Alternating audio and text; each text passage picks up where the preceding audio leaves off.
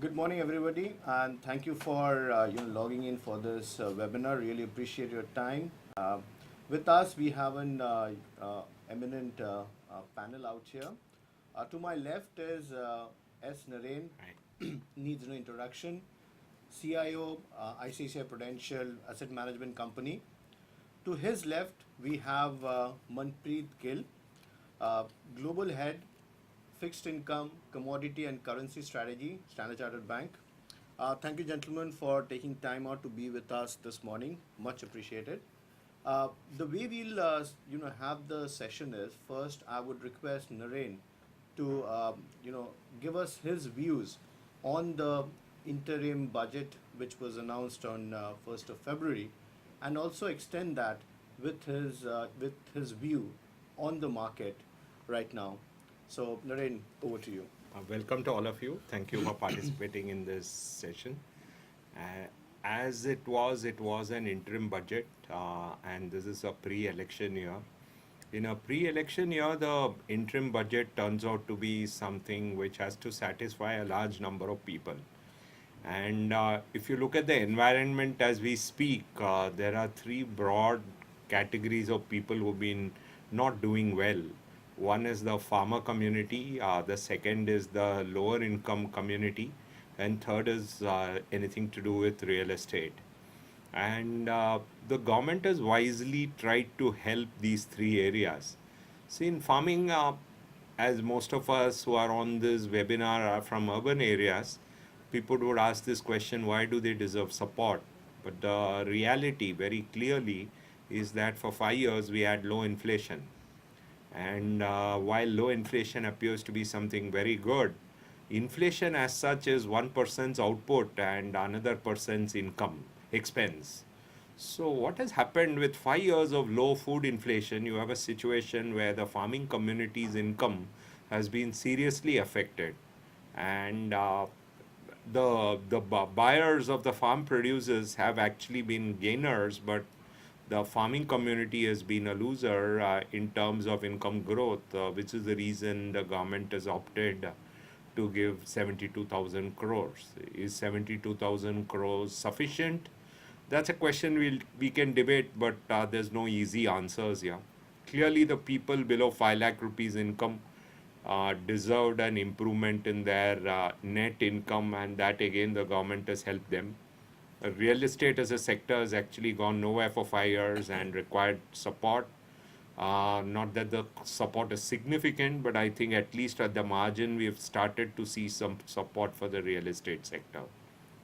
So I think basically this is a pre-budget takeaway, and I think all the taxes that have to be imposed will happen in the post-budget, post-election budget.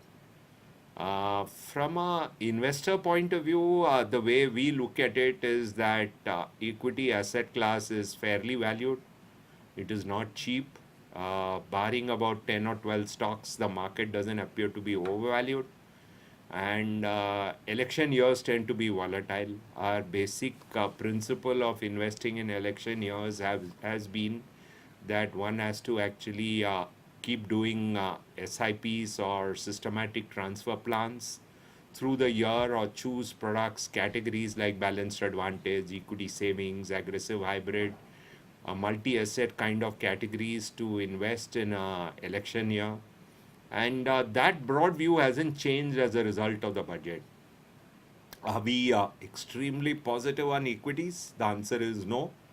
Are we negative on equities? The answer is no. So we are, I would say, mildly positive on equities and not extremely positive. And depending on your positioning in the equity market, you have to decide what you need to do in the pre-election phase. But one thing is clear: no Bombay person can predict election. No fund manager can predict election. It's beyond us.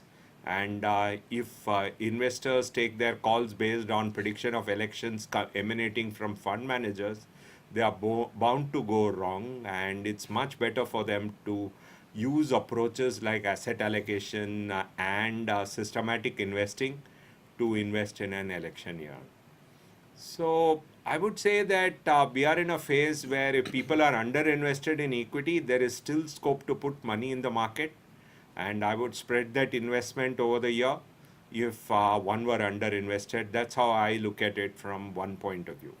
I think the more interesting debate actually over the last 6 months, particularly after September, has been in debt. Our view is debt is a asset class which has already become very, very reasonable.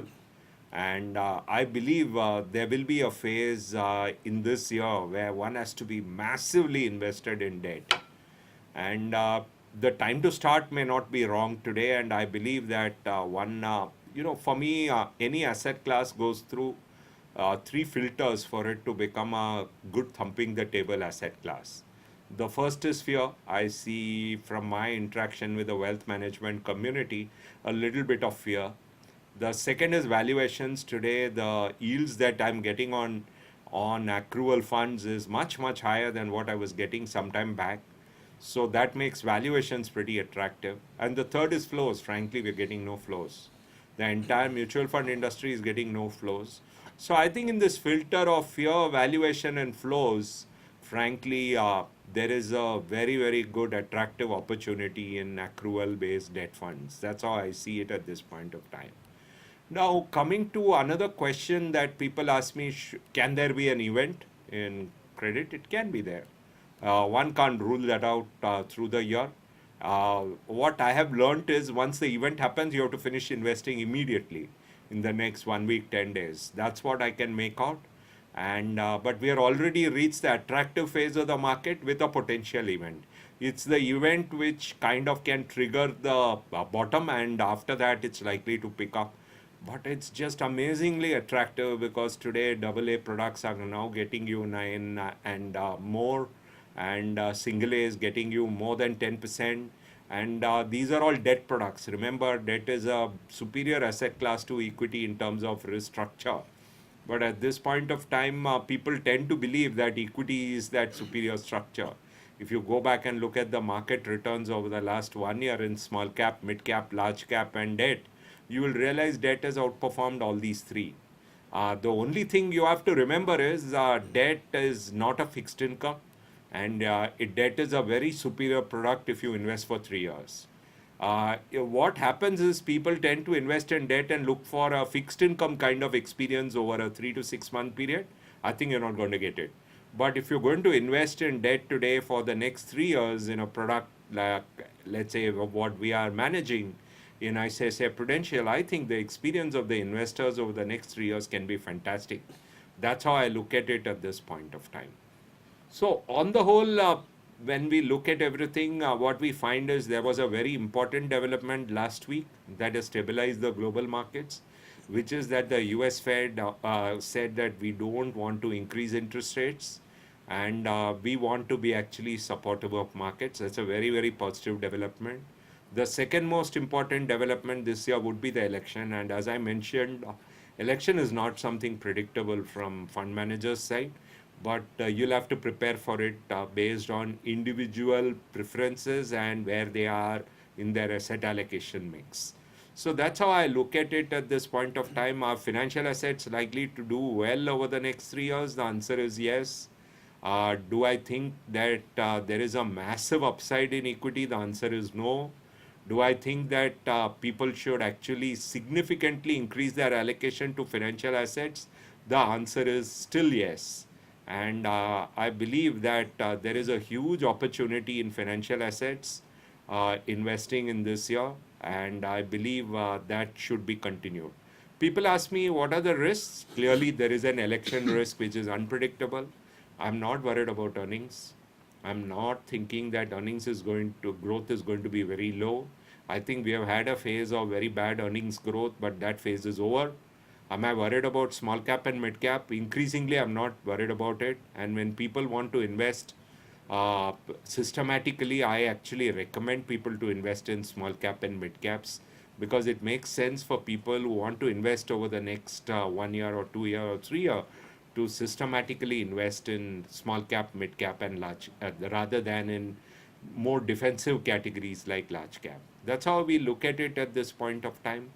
So, in our opinion, we are in this middle of the road, and we are not in extremes, barring credit, where I think the opportunity is going to come this year. And barring that, in all other cases, we are in middle of the road. And as long as you are in the middle of the road kind of positioning in your own asset allocation, I think it's fine. Luckily, in my years of dealing with Standard Chartered, they've been one of the more stable wealth management outfits.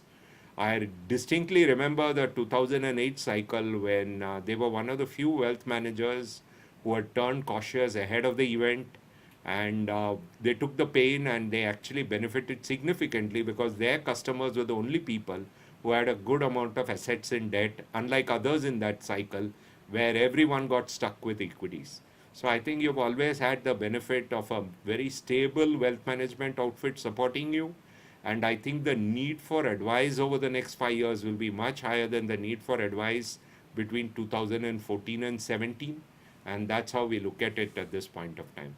Individually, each of you will be looked at, and I think that approach that they have will work much better than my own outlook. And as I mentioned, outside credit, where I think there is a massive buying opportunity coming, in all other asset class, we have to aim for average returns. That's the broad communication. I think there will be questions later, and I'll be happy to take them. Thank you so much, Naren. Thank you for your views. Manpreet, if you can, outline what's the Standard Chartered annual view from a global perspective, and your views percolating down to India on that. Sure. Again, very good morning and thank you for joining us on this webinar. Actually, Naren brought up a lot of points that we tend to agree with. Our global theme this year is one of preparing and reacting. And that we think applies, of course, globally, but of course applies very much to Indian stock and bond markets. And in fact, there are a couple of big global themes which we think are actually quite relevant onshore as well. For us, a big part of the conversation this year is about economic growth. Because if you go to the 2018, undoubtedly a difficult year, but a lot of the concerns in the market were about slowing economic growth across most parts of the world. But the one region we still think that matters the most to most financial markets, in India or outside, is the US cycle.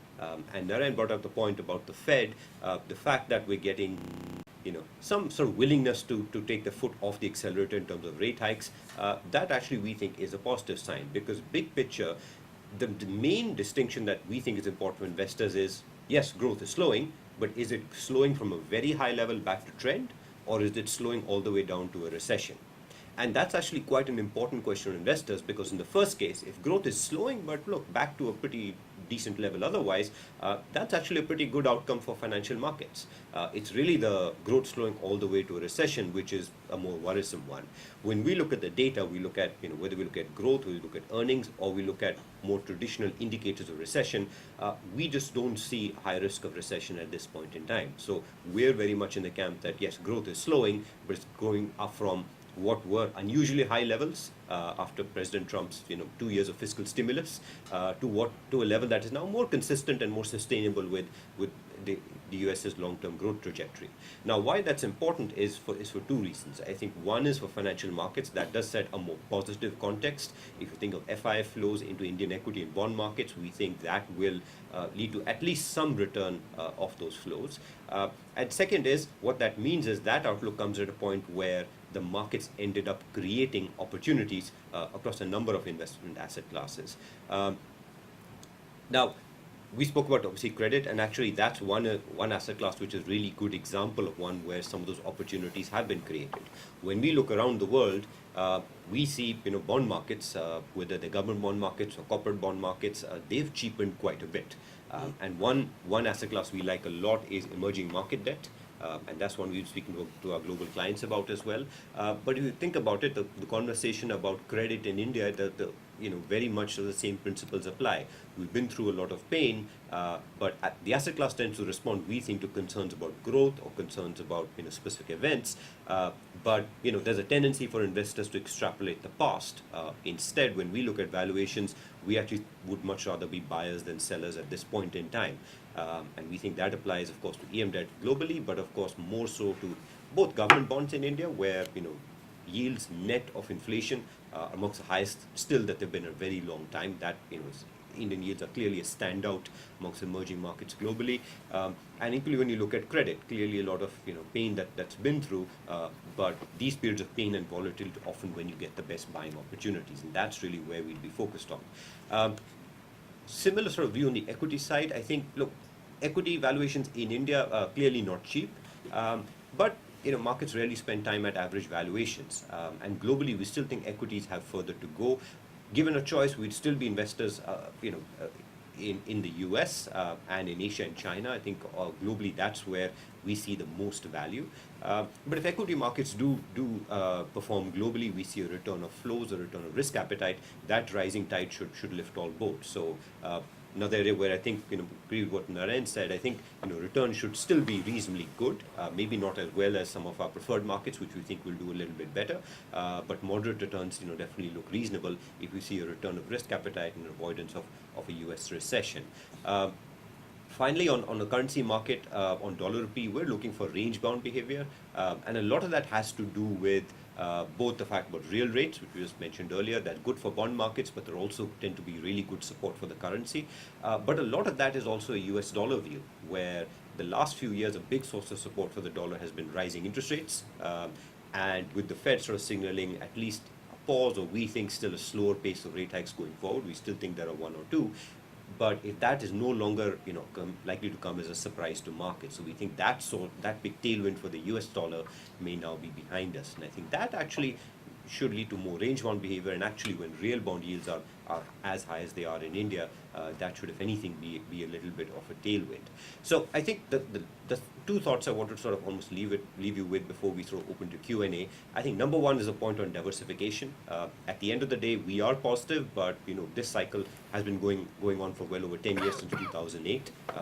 Interest rates have been rising globally, so we think we are still globally in a late cycle environment, and that's an environment where you do tend to see strong returns where in asset class like equities and corporate bonds, but it is a time to be more diversified. So diversification is a big part of prepare and react. Being prepared, diversification is the first line of defense. So we think across equities, bonds, corporate versus government, we think diversification should be the most important starting point. The second is just try and incorporate and be aware of your own behaviors and don't make classic behavioral errors. So one of the classic errors that investors make is a tendency to extrapolate the past. We had a wonderful 2017. People thought that would go on forever. We've had a very difficult 2018, and there's a tendency to extrapolate that will go on forever. However, prepare and react, while diversification fulfills the preparing part of it, in turn we should equally be ready to react.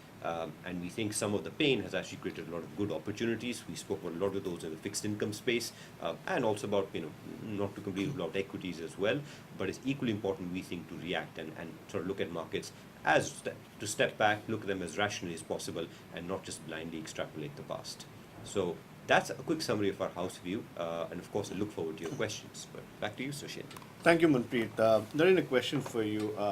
Today, the fear in the financial market probably can be more in fixed income, if not similar to that in equities. How much of this is fact, and what's your view on that?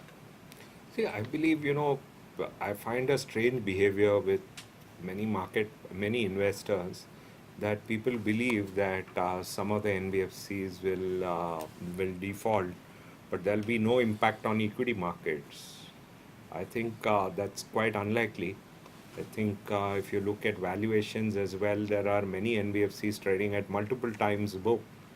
So I'm a big believer that you're not going to have a situation where fixed income markets deliver very bad returns on the accrual side and equity markets deliver very good returns on the equity side. I don't think it's going to happen, and I'm a clear believer that where fear is, that is where actually valuations become attractive. And on that basis, I think credit meets the bill, because I was looking at flows. There are hardly any flows. There are possibly outflows. So, in any asset class where there is meaningful outflows without any big buyer, I would say that that asset class turns out to be attractive. So in the fixed income markets, if you know what the Reserve Bank has been doing, Reserve Bank is one big buyer of government securities in India. And because of that, that market has not become There is no fear in that market, and it is not something which I would recommend buying long duration government debt. But I would say on the accrual side, things are really interesting, and frankly, I don't see any flows. People seem to be worried. But when I look at it, I would happily invest over the year this year with a 3-year view. Thank you. Extending the question, Manpreet, to you, how do you see the global fixed income risk premium moving? How are the credit default swaps? How has been their movement over the last few months? So I think a lot of that movement has been similar to actually equity markets, quite correlated. So we saw the worries about growth and could the US end up in a recession in 2019? That sort of worry hit credit markets across the board late last year, and similarly we've seen a rebound already that we think is well underway. But for us, I think there are a couple of distinctions here. I think one is globally we are making the distinction between emerging market government bonds and corporate bonds. And I think in developed markets, at least, we definitely prefer buying emerging market government bonds because we think there's much more value. A lot of the rise in debt has been in corporate bond markets. But in most Asian corporate bond markets, most Asian credit, we think if you want to buy credit or corporate bonds, Asia is the place to do it. And I think it's a very similar argument to what we're seeing here in India, that there has been a lot of pain priced in. We still think it makes sense to focus on quality. So we still prefer higher quality bonds, we prefer shorter maturity profiles. But as long as we manage the risk through those two routes, we do think if you're looking for corporate bonds or credit, Asian markets and to some degree, onshore markets in India are a good place to start doing that, because it comes to the point about where has the value been created in some of the worries about growth that came through last year, and we believe growth has further to continue. We believe markets may have overreacted, and that's why we're out there looking for opportunities globally in emerging market, but in Asia actually looking more at corporate bond markets as well. Thank you. Naren, staying on the fixed income point, the RBI monetary policy is around the corner. What is your expectation from that? I don't think it's very material. Even if they were to cut 25 bips or they were not to cut, I don't think it's very material. We have an enabling environment because of low food inflation. Food inflation always has a base effect. So if you're going to have low food inflation, a year from now you could have higher food inflation. So which is why I would say that what the RBI does is not so material to our call, because I am with the same camp as Manpreet, that you focus on low duration or medium duration and higher quality credits. So I think in that segment, I think RBI has no role to play. I believe that there is fair amount of valuation comfort in that segment, and I believe that one can invest either through the year or a strategy which the investors comfortable with, and that's how I look at it. And I don't think the RBI policy is something which is going to dramatically change, because the RBI, through the buying of government bonds over the last 3 months, have actually changed pretty much the environment, and that is equal to a fair amount of cut in rates, and that's why I don't think it's so material what they do on the rate side. But you talked about a possibility of a 25 basis point moderation in the rates, right? Is that what you're expecting so soon? Yeah, we are, if you ask me, we are in a 50-50, 50% chance of no rate cut and 50% chance of a 25 basis rate cut. Okay. That's what we are looking at, because the inflation numbers which have come in the recent past have been just fantastic. And given the inflation mandate of the Reserve Bank at this point of time, it would be difficult for them to say we will not cut. Right, right. One question which is coming from our participant is, what would be your recommendation for a senior citizen's fixed income portfolio? And the reason for that is we talked about credit on one side, right? So from a fixed income portfolio for a senior citizen, how would you like to plan that? I think moderate duration, higher quality credits. That's clearly the segment which we like. You are going to sacrifice 1% or so by not going into low quality, but it's fine. I think given the profile that you mentioned, why should I take risk in low quality credits? I'll take risk in higher quality credits. And I think what Manpreet mentioned is also exactly in line So actually, both of us have more or less the same view. Yeah. And in Right. fact, if I can add to that, I mean, we obviously have conversations and views on a wide range of asset classes, obviously equities, credit, and fixed income. But all those views are in the context of, okay, what's the appropriate starting allocation? So again, I obviously don't know about your specific situation, but I imagine that if you sort of tag yourself as a relatively conservative investor, that starting allocation will be quite tilted towards more bonds than equities, more higher quality, more safety and more liquidity. That would always be the starting point from which we'd sort of take any tilts into asset classes we like or don't. So that starting asset allocation, that's actually the most important factor before we start layering on views on top of that. Right, right. So another question which has come in is from a sector view standpoint, Naren, which are the sectors you are constructive and where you're not so positive? So actually, more than sector, I would say that it's these mega caps, which are the few stocks which look meaningfully overvalued. Other than a few mega caps, the rest of the market look reasonable. So I would say again on the quality space, which means some of the consumer names, some of the other names which are real high quality, that segment is again a bit overvalued. But I would say except mega caps and quality, almost everything is reasonably valued. And somewhere what will deliver is based on your assessment of the kind of election we are going to have, the kind of outcome we are going to have. And frankly, that's a completely unpredictable event from at this point of time that I would position myself not taking big election calls and post the election maybe there is going to be a budget, and I think around the post election phase would be a phase for me to actually take a more confident medium term position because we're just 4 months ahead of an election. When I look at credit, I don't think credit or high quality short duration credits, I don't think have many linkages with the election. So there I'm very comfortable without bothering about election. But I would say as far as equity and the type of equities that I would want to invest, I would actually wait till the election. If I look strictly from a valuation viewpoint, looks like areas like infrastructure are very interesting. Areas like small cap and mid cap, systematic investing over the next 2 to 3 years looks very interesting. So these are the areas where I feel valuations have already corrected. But that doesn't mean that will be the best idea if just after an election. They could change at that point of time. That's why I don't want to take very strong calls at this point of time. Right. Another question which has come in, see, the fixed income market is grappling with the concerns around the NBFCs, and within NBFCs, if you look at a subset, would be the housing finance companies. Now, in the budget, there has been certain sobs giving to the real estate sector. How do you see that impacting, one as a short term, one as a long term, the housing finance companies in particular, and the overall real estate market in general?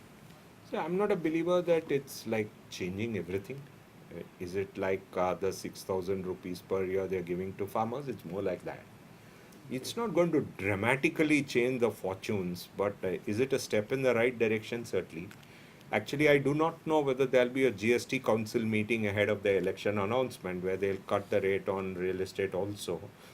I do not know. Maybe that would be have equal impact as what has been announced in the budget, but that I do not know for sure. So if there were to be a GST council meeting, then I would say that would have some impact on the real estate. I think it's needed that you get the real estate sector out of their current leveraging situation. But I've been pretty surprised over the last 5 6 years in India. The real estate companies have been more happy giving interest to the lenders than in reducing their product to a affordable phase where they can actually sell much more. So that's kind of surprised me because 5 years of interest they paid. Yep. They would have been happier selling in 2013, and they could have sold at a lower price, and all that they would have gained would be more than the interest they have paid to the lenders over the last 5 years. Very true, and very interesting, viewpoint there. And uh, the other part which is coming in, post the announcement of the interim budget, is the added pressure on the fiscal deficit. So, how do you see that, and is it at all a big concern from a fiscal discipline standpoint? See, in our opinion, a pre-election budget like what has happened today, I don't think you can judge the next 4 months fiscal. I think over the last 4 years and 8 months, the central government has been very, very careful in their fiscal balance. So, I give it as their day to have a higher fiscal deficit for the next 4 months. And I believe that the budget that is presented post the election will correct all these problems, because India can't have a steadily expanding fiscal deficit both at the center and state levels. So I do agree there is a problem based on what I can see at this point of time. I didn't give it much importance and I felt it was fine because I've seen 2008-9 budget. It was a budget where the fiscal deficit just went totally awry, and that was a pre-election budget. So I don't worry too much about a pre-election budget. If instead of 72,000 rupees they had given 2 lakh rupees to every person, then I think the impact, instead of 72,000 crores, 2 lakh crores would have been a much bigger number. Sure. So I believe they've been very disciplined on that. And, doing it like without giving a loan waiver, giving money is a much, much better development again. Yeah. Because, once you give a loan waiver, then you're changing the culture of repayments. They're not touched that, and I'm very happy with that development. Right. So we're getting a lot of questions on, how one should, plan the investments with an eye onto the ensuing elections, right? So is it, lump sum? Obviously, lump sum would not be an appropriate way of investing. Rebalancing at this point of time, or waiting for the budget to, waiting for the election outcome to come in, and then doing a rebalancing. So, what would be your recommendation as a strategy from here till the budget for an investor? So if you ask me, it depends on positioning. My view is that if you're underweight equity, invest through SIPs, STPs for the rest of the year, and come to a mildly overweight position in equity. If you are mildly overweight, continue with your SIPs or whatever framework that you have of investing your savings. If you are meaningfully overweight equity, you can cut your position even today. So Okay. that's how, and that's how I look at it, because I believe that when I look at it based on your own risk profile, to be mildly overweight equity at this stage is fine, but to be extremely overweight equity is not fine yet. And I think maybe just adding to that, completely agree that I think investing specifically based on the election, that's not necessarily sensible. There just isn't enough data to go on. I think what we've seen historically, whether it's in Indian markets or elsewhere, is that markets tend to do well before an election, usually because governments tend to spend. And post an election, actually, what ends up being a driver is certainty or uncertainty. If it's clear that there's going to be a government formed without any uncertainty, that can still sort of at least avoid a lot of volatility. But I think it comes back to basics which Naren spoke about. Is I think number one is to be focused on what should that asset allocation be, and making sure there's a disciplined strategy to stay around that asset allocation. And comes back to our investment team, being prepared for election-related volatility, and the way to do that is to make sure investment allocations are sufficiently diversified, because volatility, whether it's from elections or for many other source, local or global, is something we expect will be a theme in this year as well, and that's where staying diversified is quite important. Whether that becomes election or something else, it doesn't matter. Sure. A question for you, Manpreet. How do you see, the global headwinds, namely the trade war or the Brexit? How do you see that having its impact into the global markets here? Well, there are always events or data points to worry about in any given year. But I think what we try to do is separate the ones in terms of what we think really does matter from what is still noise or simply unpredictable. I think Brexit less so. It's a story very specific to UK assets or the pound sterling. It doesn't even have a big impact on euro assets, arguably, in our view. But I think trade, of course, is very important, because in terms of a real hit to global earnings or even in the short term to risk sentiment, it can be quite significant. So in the short term, we are actually, if anything, a little bit positive. We've had a lot of fears priced in, but it looks like there is room for the US and China to reach some sort of framework deal, because there are a few enough issues where there is room for the two countries to agree. But again, coming back to a theme about preparing and reacting, even if we get an event short term, which I think would be very positive for risk sentiment, we don't think that that issue is going away. Because at the end of the day, it's not clear how the US and China will reach agreement on some of the more contentious issues like the Make in China program or intellectual property. So we think at the end of the day, this is a theme that's likely to be recurring, whether it's later this year or whether it's the next few years. It's something as investors we just have to be prepared for. Sure. Naren, there is a realignment in the MSCI index which is there, and that may result in impact as far as the weightages to Indian stocks in the MSCI index. And as all of us are aware of, the global investors or the international investors do look at that for aligning their portfolio. Do you see that creating any kind of a risk as far as the shift in investment is concerned to the large caps in India? I think clearly that will have some negative impact, and that's one of the reasons I'd love to spread the investment if you're under invested equity, because all these things will play out in May, August, November. Those are the 3 months where normally MSCI does rebalancing. So if I spread the investment over the course of the rest of the year, I get 3 opportune points when it can actually play out, and that's how I look at it. In the long run, I've seen that MSCI weightage is a function of how much growth is there in the economy, how much capital market activity happens, and how much of the generally things, how many small companies become medium companies. So I think in the long run, it doesn't have an impact. But one of the reasons why I would love to spread my investment through the rest of the year, or use as asset allocation categories like balanced advantage and equity savings or asset allocation funds, is primarily because of that. Right. And Naren, what's your view on diversification through international equity? So I was neutral to it till some point of time. Now I feel this is not a bad time. And around December is when I actually told my colleagues that maybe it's time to again restart this entire process of looking at US equities and other equities.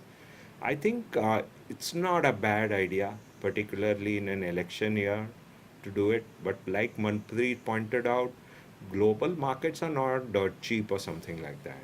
It is not as if the valuations there are simply too attractive. The only difference I would say is in India, if you take a typical accrual fund, you get 9.5% on the gross side. Whereas if you look at a typical accrual fund investing in high grade, you get 2-3% or 4% in the international side.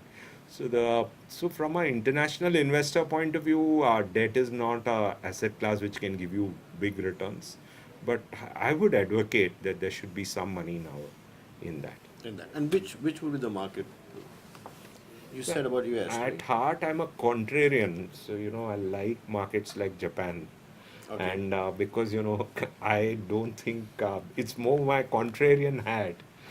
Because, when I look at Japanese valuations, they're just mouth-watering.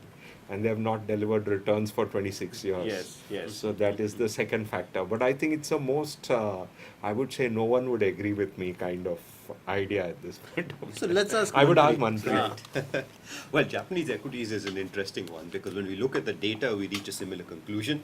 But we also look at the 26-year track record of not delivering. So I think Japan for us has been a core allocation. I think it still is in a global portfolio. But I think 2 separate questions. I think one on whether it makes sense to diversify into global markets. I would argue at a structural level, yes, a small allocation. Obviously, depending on your risk appetite, that number would differ, but a small allocation at a more permanent structural allocation level would make sense. More diversification to us is better, and particularly when you think about diversify into different points in the cycle. Yes, the US recession tends to be one that equalizes cycle across the globe, but other than those kind of periods, different economies, different markets are at different cycles. Late cycle, actually, US equities, they're our most preferred market at the moment, which is in terms of preferences. And the US does tend to outperform most other regions, both late cycle and through to the end of the cycle. So that's one of the reasons, other than the strong earnings growth, that we like the US a little bit more than the other regions at the moment. Yes, I mean, there's the question about structural baseline returns in outside of rupees tends to be a little bit lower, but again, it's a multi-year investment story. In some years with the rupees stable, yes, so the returns may not look as interesting, but over a period of time, usually the move in the currency tends to equalize that. So looking through that currency sort of part, we just think that small structure allocation over a multi-year period, is something where investors can do it. We definitely be fans of that. Sure. See, another important part which comes up for a global investment is that what's the view on the USD INR, right? Because that forms part of the overall return, right, beyond the core equity market which we are looking at. So, what's your view Sure. on USD INR? Well, this year specifically, if I were to take to the next 6 to 12 months, we're actually looking for fairly range-bound behavior around where we are today. And the thing with currency pairs, I always like to remind investors, it's about what happens on both sides of the pair. So it's not just about what happens on the India side, which is of course important, but also it's rupee against dollars. So the US view is equally important. The last few years has been almost entirely a US dollar story. We've had a stronger US dollar, weaker rupee, in fact weaker emerging market currencies, and a lot of that was because interest rates were rising in the US and markets continue to expect more and more rate hikes. We think that is gradually coming to an end. We think yes, the Fed could hike rates at least 1 to 2 times more this year, but the market knows that. So we think that is no longer a driver, likely to be a driver, and we think the dollar strength may be sort of reaching the end. So that's why when you look at that compared with high interest rates in India, especially net of inflation, we think that will be a source of support for the rupee. We also think, we do expect oil prices to rise a little bit towards $70, but that's really not enough to create new current account deficit worries. So again, we think that will be a risk. And our previous conversation on FII flows, if we do see flows to emerging market assets, equities and bonds pick up, while India may not be the biggest beneficiary because of valuations, it will still be a beneficiary. We think that can be another source of support that could leave dollar rupee in a range-bound behavior. That's 6 to 12 months. When we think longer term, look, let's not forget that the rupee has a trend of weakening, anywhere from a few percentage points every year against the dollar on average, never in a straight line. But that is something which we should still expect when we're looking out over the next few years, because that's where the interest rate differential is. And that links very well back to why we think diversification globally still matters, even if you don't expect the rupee to weaken in the next 6 to 12 months. Sure. Naren, what's your view Actually, Manpreet's core knowledge on that is far better than mine, but we concur. It's just that I don't think Indian rupee is a strong currency. So I believe that when I look at Indian rupee, if it doesn't depreciate against dollar, it will depreciate against euro and yen. If it does, so that's how I look at it somehow. And I think for India to become a structurally stronger currency, I need to see an industry like IT develop, one more industry like IT to develop. If such an industry were to develop, I would change this view which Manpreet talked about. But that's not in the annual. I can't see any industry suddenly becoming a big exporter. And as long as we do our imports of capital goods and electronics, I think India is a weaker currency as time goes. Right. Then you also engage and speak with large institutional and overseas investors as well. How do you, what's their mood? And in fact, that leads to the question is, how do you see foreign flows, both in equity as well as fixed income, planning over the, next 1 year? See, I think we're meeting 3 months before the election. I think many of them are saying, let's wait for the election. Okay. So I think just following the election is when you will get a clear idea of what they are looking within the emerging market space. If you had to ask what's the view on emerging markets itself, I think emerging markets just crashed last year. And barring Brazil, I think most of the other emerging markets have not done well at all. So I think there is a reasonable potential for emerging markets to be an asset class to invest in at this point of time. But the extra money that can come to India will be decided based on what happens in the election. That's how I look at it. But I think Manpreet would be in a better position actually to answer. Sure. No, a very similar starting point. I think emerging markets, look, the dollar view is actually quite important because you go back to 2018, a lot of emerging market asset classes, equities, bonds, currencies, all suffered because the dollar unexpectedly surged. And that's a very well-established relationship. If you see dollar strength, EMs tend to do badly, and that's why our view that dollar strength may have peaked should be positive for flows back into emerging markets. Because if you take away dollar strength, as long as we get at least a range-bound dollar, don't even need dollar weakness, what foreign investors are looking at are, on the equity side, looking at valuations. I mean, yes, India may not be cheap, but most Asian equity markets do look very cheap. If you look on the bond side, we're looking at real interest rates. So where bond yields are net of inflation, actually their Indian bond yields look extremely interesting, net of inflation. So from those perspectives, plus if we get a rebound in risk appetite, I think that's why the important question to us is US recession or no recession. If you agree with us that we don't think the US is facing an imminent recession, that's an environment where we put the other factors together is actually quite positive for flows back to emerging markets. And like Naren said, look, India may not be the biggest beneficiary, maybe on the equity side, maybe a little bit more on the bond side, but a rising tide does lift all boats. And we do think that more risk appetite returns, EM should benefit. At our end, we started last year with dollar bonds, but this year we already raised Asia ex-Japan equities to a second most preferred region after the US. And a lot of the conversations are about, look, at some point would we start raising allocation to local currency bonds as well. So it's really the same set of factors that we're looking at. Sure. Naren, there were a few sobs given from a consumption standpoint, a few moderation or small tinkering around the tax slabs, and the cash to farmers as well. Do you think that would have some impact in the consumption sector per se? And that leads to the question: what's your view on the consumption sector in India? I think it's a very good long-term structural story, and having said that, valuations are not cheap at this point of time. It's one of the pockets where I see overvaluation, one of the few pockets where I see overvaluation. So I think so something which is such a fantastic structural story, which is overvalued, becomes a very difficult investing proposition because just time can give you returns. So that's the challenge we have at this point of time. But I would be constructive, but with caution because of valuation. Would I be long term very constructive? The answer is yes. You touched upon earlier about your views or constructive views on the infrastructure sector. How do you see? Because that's a large sector. So if you put in place on one side the real estate sector, the other side on the infrastructure sector, what would be your view per se on the infrastructure sector? See, there I have a view. 11 years back, I used to tell people believe roads will get constructed, cars won't get sold.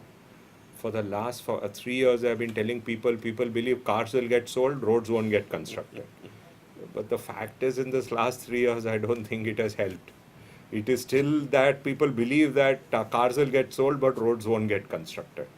So I am positive on that theme because I have a principle which says that if any theme hasn't delivered returns for 10 to 12 years, you bet on it.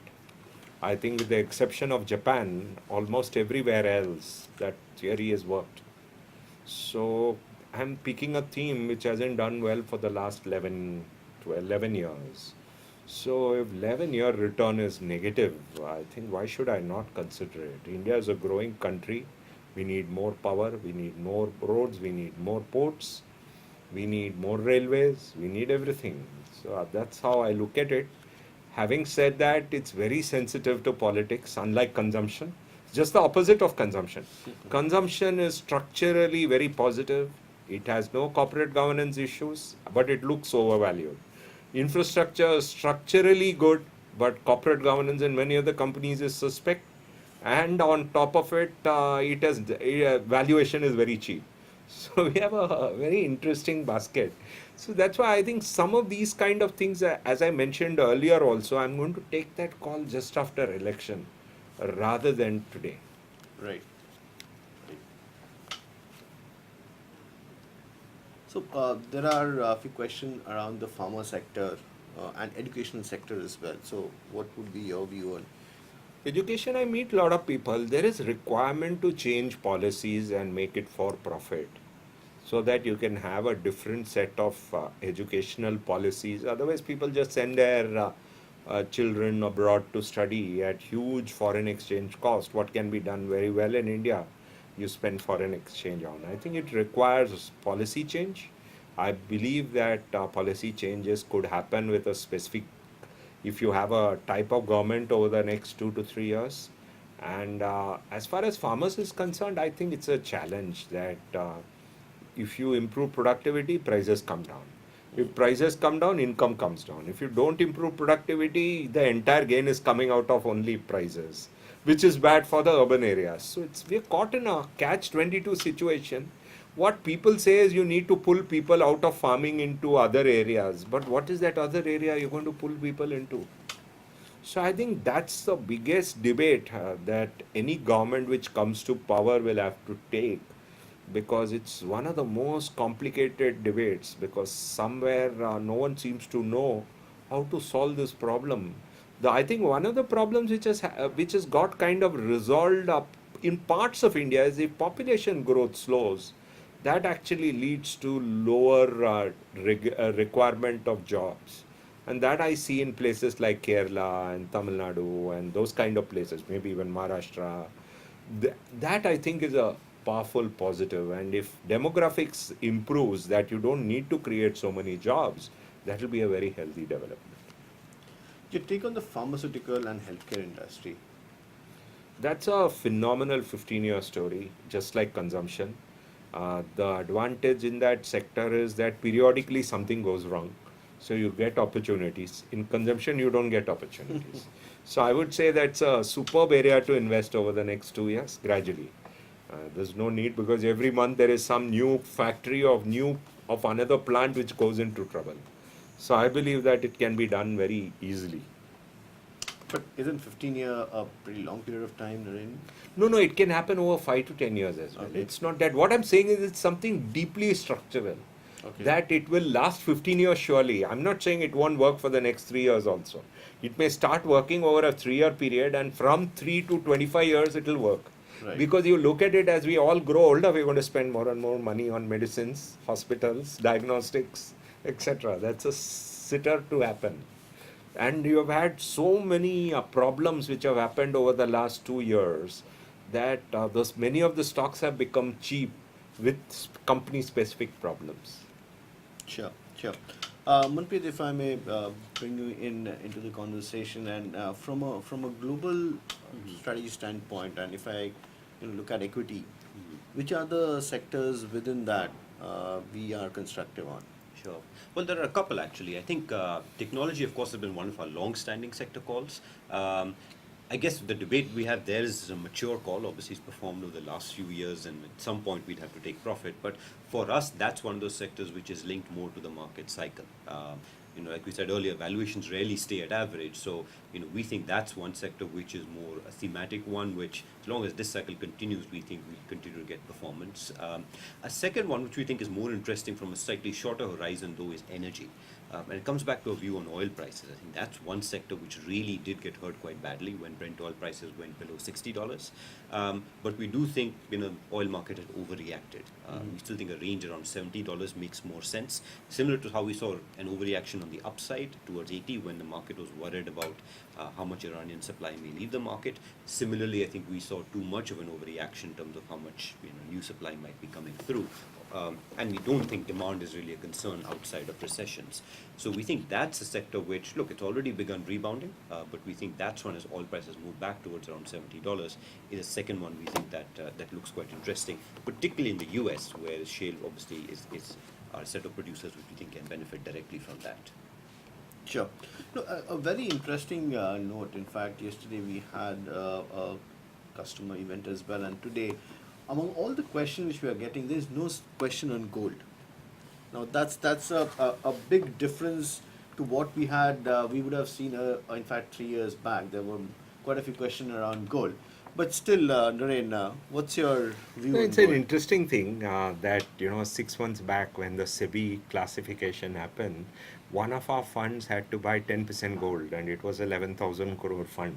So we bought 1,100 crores of gold, and from July till now, it's the best performing asset class. Yeah, yeah. So I still think gold is the good thing, at least in India, is everyone has gold in different forms.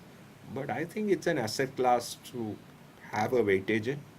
Whether you do it through sovereign gold bond scheme, do you do it through our multi-asset scheme? Those are all debates that you should think about. Because I think a simple gold ETF lacks taxation structures and the way it is. So I would choose between sovereign gold bond and multi-asset as a way. And normally people are positive on either gold or dollar, one of them. And I think this year, if you ask most global people, they say we'll bet on gold, not dollar. And that's why I'm reasonably sanguine. Having said that, I think every Indian has gold.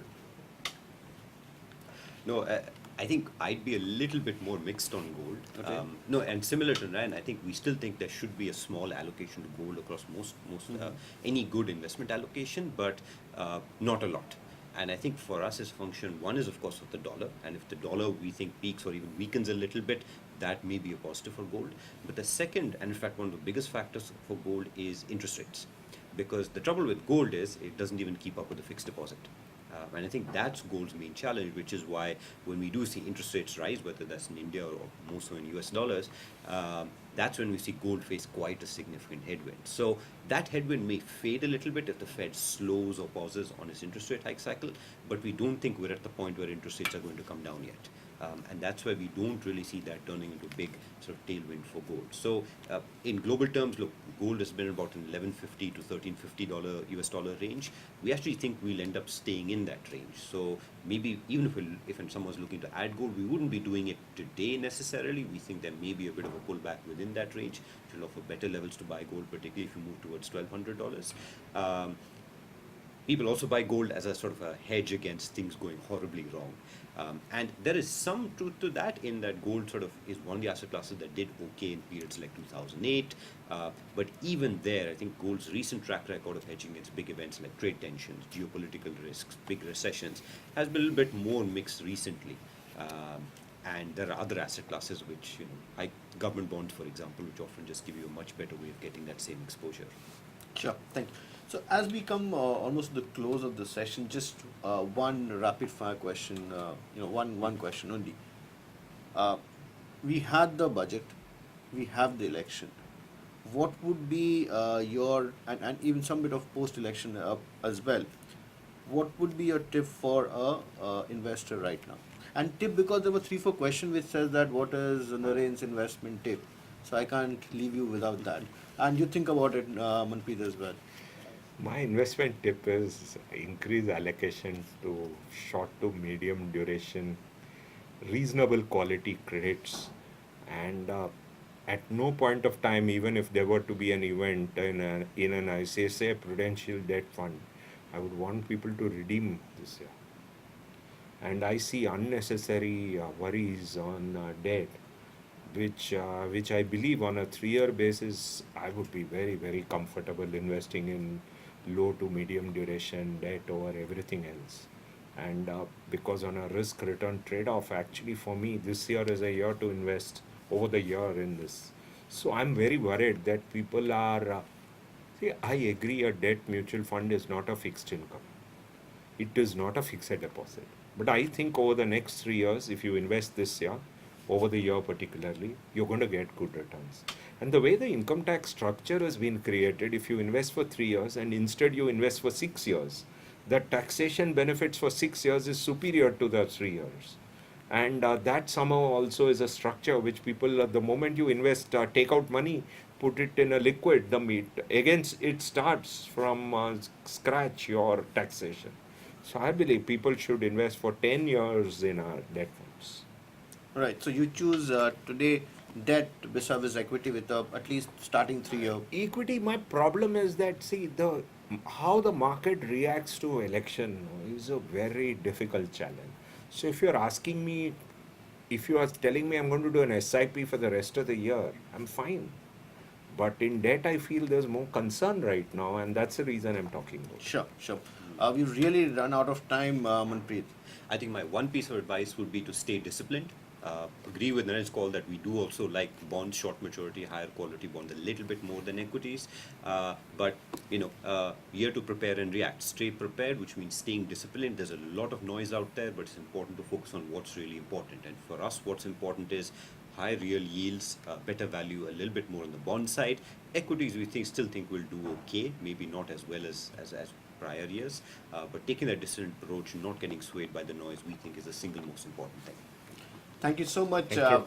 Naren. Thank you so much Thank for you. taking your time out. Manpreet, thank you so much. To all the participants, really appreciate your time and all the question which has come in, and that made the session very lively. And I hope you enjoyed that as well.